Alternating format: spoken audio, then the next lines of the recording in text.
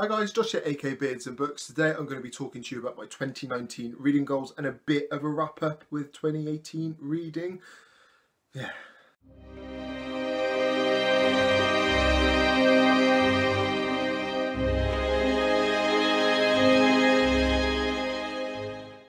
I haven't filmed since October, so this is my third video in a row. I'm not changing my jumper. I'm not going to pretend to you guys. I'm doing them back to back. It's tiring. I'll touch on 2018 first. So, I joined Booktube in, I think, July, and that was when my reading really took off. Partly because obviously I wanted to read more to talk about on the channel. 2, it was just a good excuse to read more. And 3, I think just reading through the summer and autumnal months really worked for me. I'm a big fan of just sitting outside with a book, a cup of tea, reading through, so it really helped me. So the target that I set myself for 2018 was to read 52 books. Book a week, essentially, which I did. I think I finished on 53 or 54 books off the top of my head, which I was really happy with, to be fair. I'm not going to go back and do a big video on, you know, best book of 2018 and such, unless you want to, so let me know if you do want me to do that. But from where I took such a break from Booktube, I'm kind of looking to start 2019 fresh. So, with that in mind, going into 2019 reading goals, this was a bit difficult, to be fair. I wanted to set myself a challenge in terms of reading. Obviously, I read 52 books last year.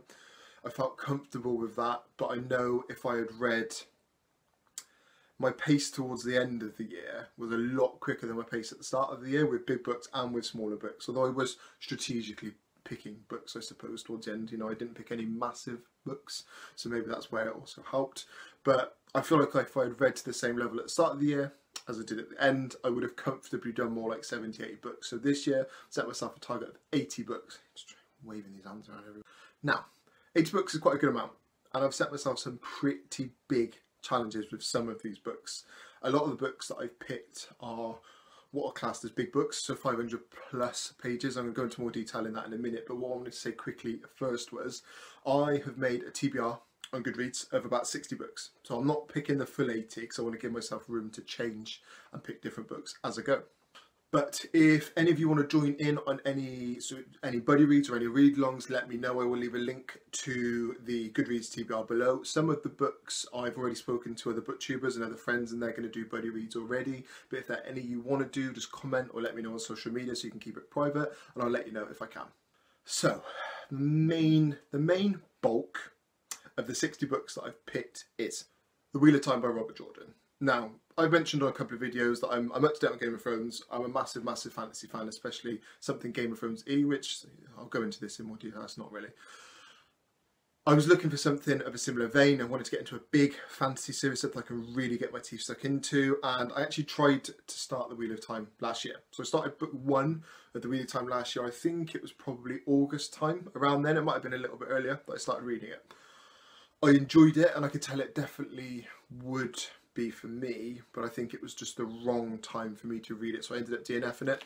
Not for any reason against the series, I should say, sorry, but I was reading other books at the time that were a lot quicker and a lot to get into. So for those of you that don't know the Wheel of Time series, I would say it's heavy fantasy. It's very deep fantasy. It's not beginner fantasy at all, but I suppose it's a good mix of Lord of the Rings, Game of Thrones. There's even some sort of magic-y, I'd even say Star Wars-y elements. You know, Star Wars is a stretch, but the Ashadai, I'll go into that in more detail. But it's a really interesting series, and one I'm really looking forward to getting into more. So, 15 of the 60 books that I've picked are The Wheel of Time. Slight cheat. I actually read the prequel, A New Spring, which is this one, at the end of 2018. So, although I am ticking that off my 2019 TBR, it doesn't count towards my 2019 books because I read it in 2018. Does that make sense? But I wanted to get myself psyched up and ready to read the series, because like I said, it's deep, it's heavy.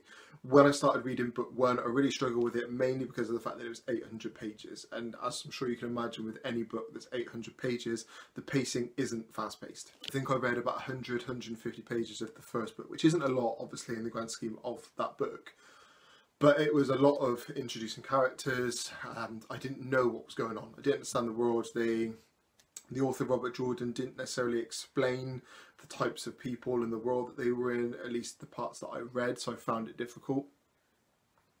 Hence why I've gone back to read A New Spring first. New Spring, the prequel, I think it's one of the last books that was actually released in the series, but it's a really great way to start the series if you want to. If you want to read an epic fantasy series, or at least give it a try, this is definitely the one to start with rather than book one. This is only about 320 pages, which compared to the 800-ish pages of A Wheel of Time book one, it's just a much better place to start. And this focuses on some characters now. So it focuses mainly on characters called Lan, who is one of the main ones in the Wheel of Time series, and a woman called Moraine, who is an Aes Sedai. I'm probably saying that so wrong, but an Aes Sedai is essentially the Wheel of Time's version of, I want to say wizard, but it's more in depth than that. They're wizards, but they're wizards that they're kind of sorted into houses, Hogwartsy I suppose, in different colours, but the different colours mark them for their strengths and, you know, what they want to do. I can't really remember them well enough to detail it, but it's probably nothing that you really need to know.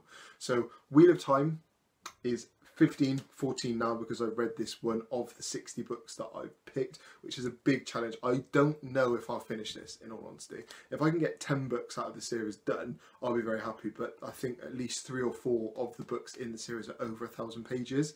So I'm probably going to read them on my Kindle. I have converted to Kindle, I know. I'm probably going to read them on my Kindle because I'm struggling to find them on hardback. So the paperbacks are a bit small. They're the proper thick, big wedge paperbacks. They're a bit small for me. I just mentally I struggle with them. But interestingly as well, if you are looking at picking up the Wheel of Time, now is probably the time to do it, because I was speaking to a friend of mine at work who has read the whole series and is a massive fan, and she was telling me that Amazon have actually picked up the rights to A Wheel of Time, and they're looking to make it into a and are looking to make it into a TV series. So it's probably a good time to start looking into reading it. I'm really hoping that Amazon will re-release the books. I don't know whether that's part of their plan, but it would make sense. So hopefully we will see new editions of these coming soon. It's a bit of a ramble, isn't it? If you're not into fantasy, you've probably just wasted 5 minutes of your life. Next up, as part of my collection of 60 TBR books for 2019, is the Dark Tower series by Stephen King. Now, I read The Gunslinger last year. I think it was last year, before the film came out. And I'm not going to lie, I hated it. I really didn't enjoy it. I hadn't read a lot of Stephen King at that point, so I probably didn't appreciate his writing style that much. I know even Stephen King admits this is probably the worst one in the series, but I just found it very slow. Very slow. But through the power of Booktube, I spoke about this in a video, and a lot of Stephen King fans said it's definitely a series that's worth reading through. Reading a lot more Stephen King now, I thought, you know what, I'm going to give it a go. So this is actually one I've already agreed to buddy read, which I'm going to be doing in February. If you've read the Dark Tower series, let me know what your favourites are. Let me know down in the comments. I think a lot of people say the drawing of the 3, I think that's the 2nd or 3rd book, is where the series really starts to pick off, so it's what I'm definitely looking forward to getting into. Okay, so as I mentioned, I picked 60 books for my 2019 TBR. Wheel of Time is 15 books, I've already read one, so it's 14. Dark Tower I think is 8 books, 7-8 books, so that's 20 something. Obviously I'm not going to go through the rest of the books because it's 40 something books. I'm sure you've all got better things to do with your life, but I've picked out 4 or 5 that I want to talk to you about because they're definitely ones I'd be interested in buddy reading, if you're looking at reading them, or if not, just let me know what you thought about them. First up, Jurassic Park by Michael Crichton. Now, I've wanted to read these for a long time, and honestly I don't really know why I haven't read it yet. I've got this really old battered paperback, look at that bad boy, but it was in a charity shop for like 25p, so I can't really fight that. I really love the original Jurassic Park films, not as big on the new ones, but who is.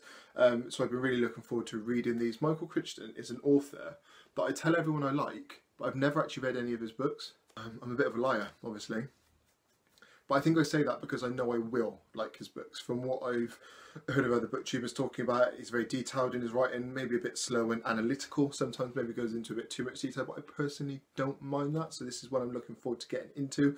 I've got The Lost World as well. I've also got Prey, and I think it's Sphere, or I think it's called Sphere, by Michael Crichton.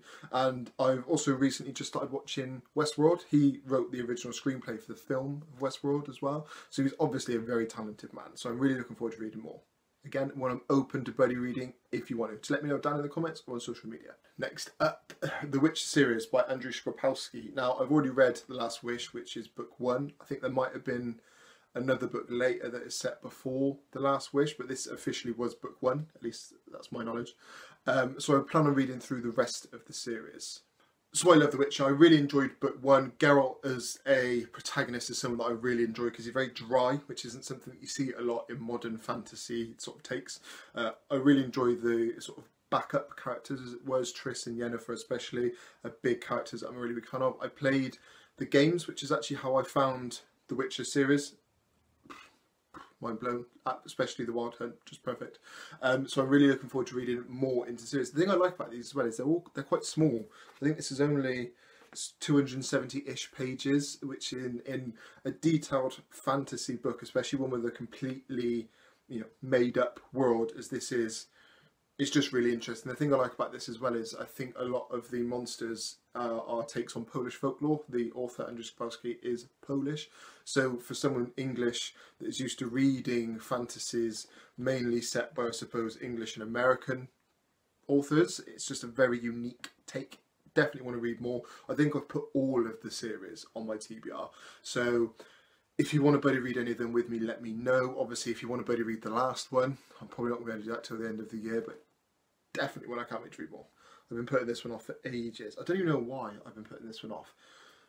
Next up is Monsters of Men by Patrick Ness. Now, for those of you that don't know, this is book 3 in the Chaos Walking trilogy. So probably not one that I'll end up buddy reading because obviously you've had to read book 1 and 2.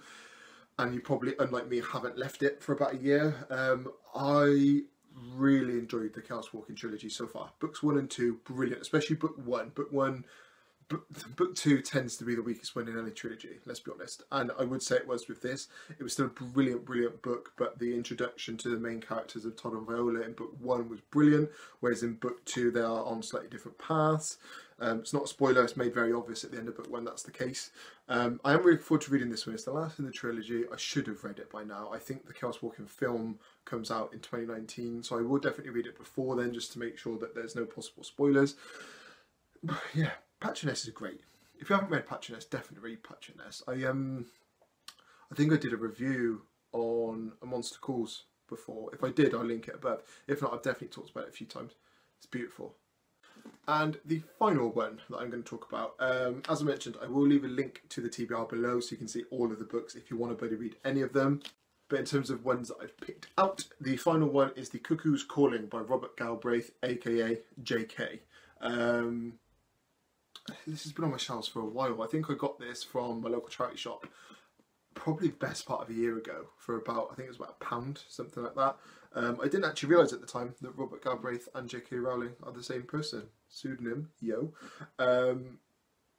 This was also made into a TV series. I think it was called Strike or Corman Strike, something along those lines, which I believe is the main character. So I will probably look at the TV show as well. So from what I know about Cuckoo's Calling, I think there are 2 or 3 books out now. I think there are 3 out, and the main character is a army veteran, I believe, who gets into sort of private detective work. And I'm intrigued by this, mainly because I've only ever read Harry Potter by J.K. Rowling. So I'm interested to see how she does something completely different along these lines. Obviously her writing in Harry Potter is, you know, it's good. Is it the best written book ever? No, but the pure magic of it is what makes it brilliant, so I'm not going to fight that. So I'm interested to see how her writing style carries in a book like this. Obviously she's written a lot of books in between, so I'm sure, you know, it'll be brilliant, hopefully anyway. But again, if you want to read this one, let me know. So guys, I really hope you've enjoyed this video. This has probably been a bit longer than I was expecting, so if you made it to the end, high five. Comment like cheesecake or something in the comments down below so I know if you made it this far. Legend. Again, if you want to read any of these books, definitely let me know. I'm 100% open to it. Only thing I will say is a fair warning is I'm quite a quick reader. I read in the morning and on lunch at work, so I go to the gym, then I read for a little bit in the morning, and then I read on lunch. So I do have time daily to read, at least Monday to Friday. So for some people, obviously, who maybe can't commit to the same sort of times, it might not be feasible for you, but let me know down in the comments. Speak to you soon. Bye-bye.